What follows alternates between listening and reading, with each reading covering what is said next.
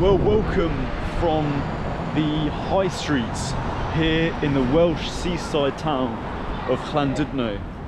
Now, I've never been here before, but I was just driving through and I've ended up here, and it looks really interesting. It's giving me kind of Blackpool vibes. This is like the Blackpool of Wales. Yeah, it looks really nice here. Just gonna explore for a few hours, see what we find for ourselves, and yeah, enough chatting. Let's get to it. The interesting thing about a lot of these seaside towns is they have undergone quite a transformation. You know, you get a lot of these towns in the UK that are very geared towards tourism and have been for a very long time. But what's interesting is obviously fashions change, people start going abroad more often on holiday, and so the role that these small seaside towns like here in Llandudno and in England with Blackpool or Clacton or places like this is they take on a very different role. And you know, it's not that it stops becoming seaside resorts exactly, but they're definitely very different to what they were before. So this is what makes them very fascinating to explore.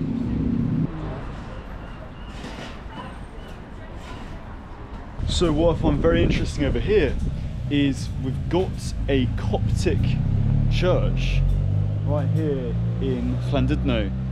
The Coptic church is the official church of Egypt. Obviously, you got the Catholics, you got the Protestants, whatever. But in Egypt, they have the Coptic church, and yeah, there's one here in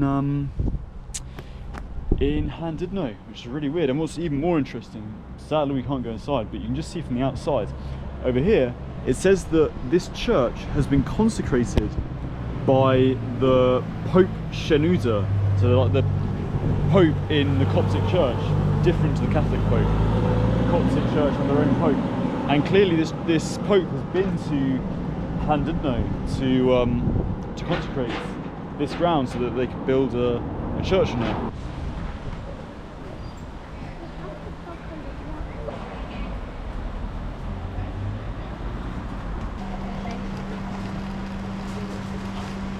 So you see over here we've got the seafront right in front of us. Over here we've got the arcades, the stuff we'll get to, but I thought it was quite interesting to see, you know, this is quite a small city. You know, you can see the countryside over there. It's a very small place, Llandudno, but we've got an enormous war memorial.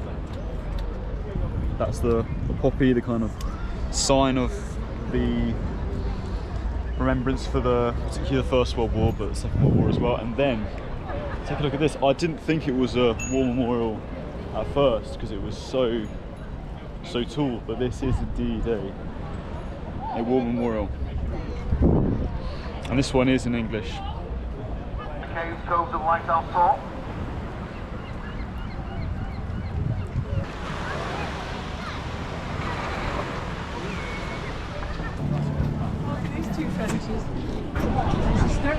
Behind me over here we've got what looks like an old hotel that was once open here, the Grand Hotel, right on the beachfront. I'm not sure if it's still open as a hotel exactly. I mean, if you have a look inside, there are some sort of tables here, so I wonder whether it got turned into a restaurant of some kind. But there's a little bit more of it around here, so we'll have a look.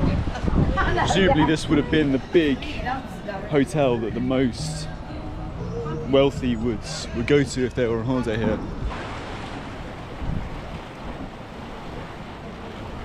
Over here we've got something quite interesting for sale. They're selling like chewy things for dogs, and yeah, some quite weird stuff. Some rabbit ears.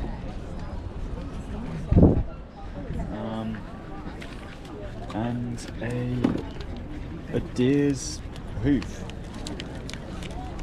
It's quite strange, isn't it?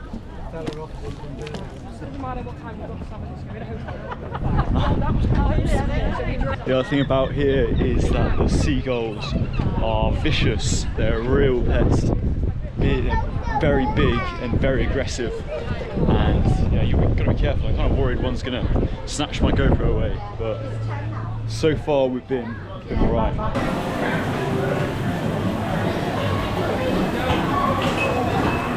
If you followed my content for a while, like, and you're not from the UK, you're from the US or somewhere else, like, just you might start to see now how all these seaside towns, they all have the exact same stuff, you know, the exact same change machines, the exact same coin machines like these. They're just everywhere, and yeah, it's exact replica everywhere you go. Yeah, exact same ticket machine.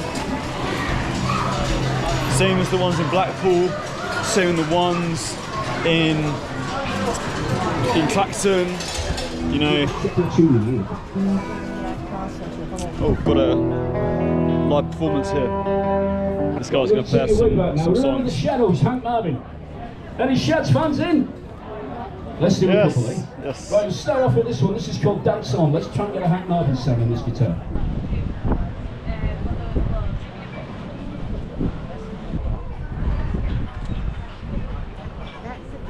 What are you waiting for? Come on over. For a small fee, Zoltar will give you a wealth of wisdom.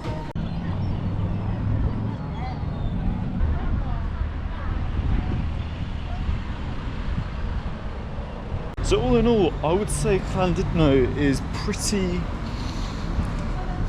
touristy, to be honest. I feel like we're not in kind of deepest Wales anymore. I mean, you know, this is very much Wales, but you know, there was something about being in the place with a really long name that I can't pronounce. It feels like we're a bit outside of that sort of that gravitational pull now.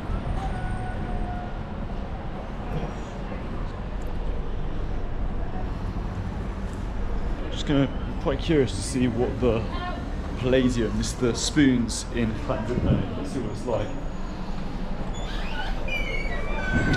Wow, it's very nice. Nice floor. Nice music, and wow, look at this. Well, this isn't bad for a spoons.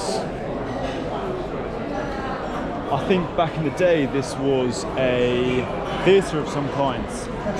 So you've got these shoes up here, and presumably you would have had a sort of stage around here where people are now sitting, having a pint. We can even go up here and see. See over there, those are all the old seats that would have been here in this theatre when it was still running, and presumably up here, this would have been the stage. He would have done plays, and yeah, funny how these things change with time. So if you like what you see in this Rare Spoons today, and you like the sound of Llandudno, then you can join the scene. They're looking for people. Get some good staff discounts. Oh, thank you very much. Cheers. Well, there you go. That was the Palladium, or as it's called in Welsh, Palladium. E is the word for the in Welsh. I think it's time for us to make our way back to the car. We're actually going to be back in Llandudno tonight. So I've got a hotel here, but before then we have a few other places I want to see. So, on with the tour. So the trouble with Llandudno is it all just looks like this, you know, it all kind of looks the same wherever you go. So I'm a bit lost. I can't really find where I've left the car. But yeah, it's a bit like New York or something. Just all these very long streets. But yeah, I'm sure I'll turn up. I just need to keep my eyes out for that Coptic church, and I'm sure we'll find it. How many times can I say Llandudno in this vlog? It's a great name for a place. Whoever came up with that. So another really fascinating thing about the Coptic church is the language. So you see here, there's some writing on the cross, and that is Coptic. So Coptic is an actual language, and it was a spoken language in Egypt during the time that Christianity was the dominant religion in Egypt before Islam came along. And unfortunately, after the Arab conquest, this language started to die out in favor of Arabic, right? Most Egyptians just speak Arabic today, but it was still preserved as a liturgical language in the Coptic Church, much like how the Catholics have Latin, or the Russians have Old Church Slavonic. The Coptics have Coptic, and so it still survives today in the church. But what's even more fascinating is Coptic is a descendant of ancient Egyptian. So the language written in hieroglyphics, it was like a modern version of that language.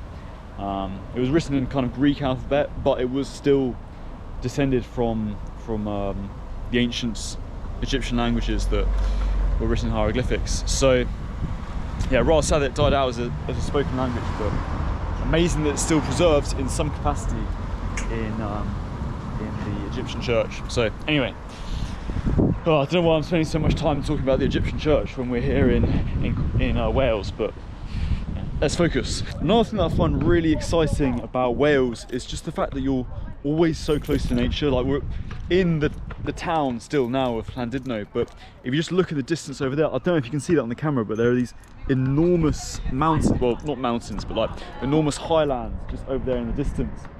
And it's so amazing that we're here in this urban setting, but then right over there you could just drive in that direction and end up in total wilderness, you know. And I've said this before, but like, you just don't really see that in England. It's really hard to get that, but here you really feel very closely connected to the natural world, which is really nice.